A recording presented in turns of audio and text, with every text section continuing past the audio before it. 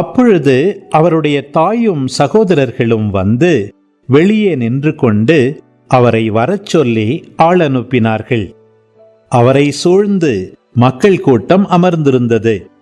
அதோ உம் தாயும் சகோதரர்களும் சகோதரிகளும் வெளியே நின்று கொண்டு உம்மை தேடுகிறார்கள் என்று அவரிடம் சொன்னார்கள்.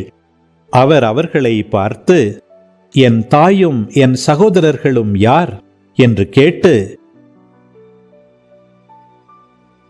தம்மை சூழ்ந்து அமர்ந்திருந்தவர்களை சுற்றிலும் பார்த்து, இதோ என் தாயும் என் சகோதரர்களும் இவர்களே, கடவுளின் திருவுளத்தை நிறைவேற்றுபவரே, என் சகோதரரும் சகோதரியும் தாயும் ஆவார் என்றார்.